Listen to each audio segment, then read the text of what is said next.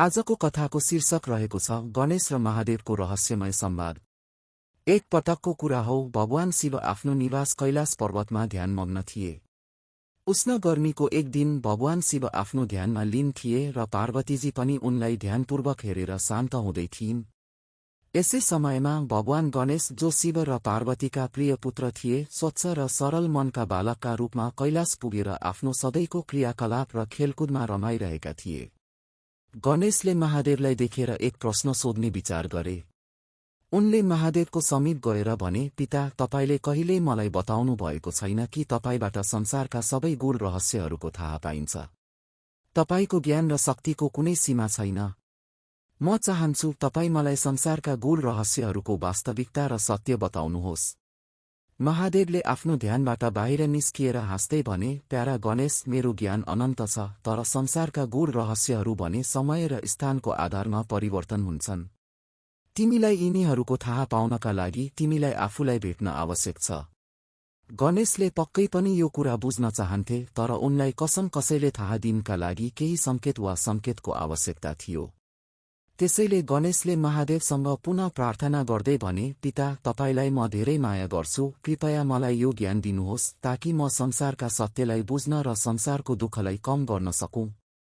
महादेवले मुस्कुराउँदै भने, तिमी मेरो पुत्र हौ र म तिमीलाई कुनै ज्ञान दिँदा पनि यसका लागि तिमीले योग्य हुनुपर्छ।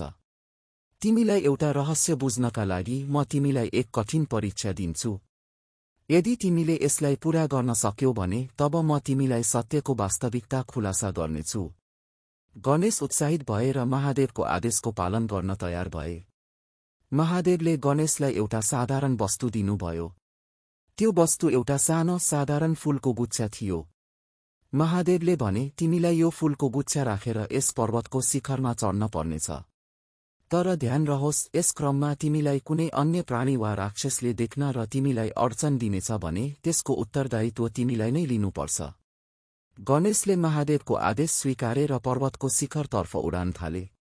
उनी चढ्दै जाँदा उनको मार्गमा विभिन्न प्राणी र राक्षसहरू देखा परे।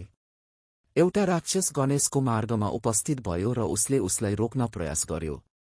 गणेशले बिना कुनै द्वन्द्वका त्यस राक्षसलाई नम्रतापूर्वक स्वीकार्दै अघि बढे।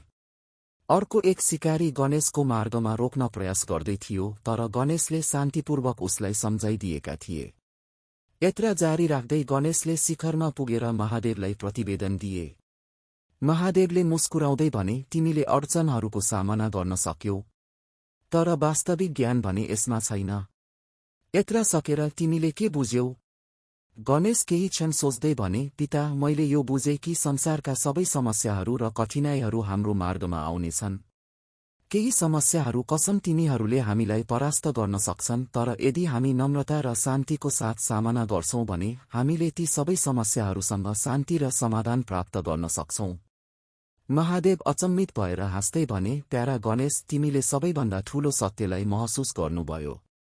संसारका गूढ रहस्यहरू बाहिरका होइन, तिनीहरू हाम्रो हृदय र मनका भित्र लुकेका छन्।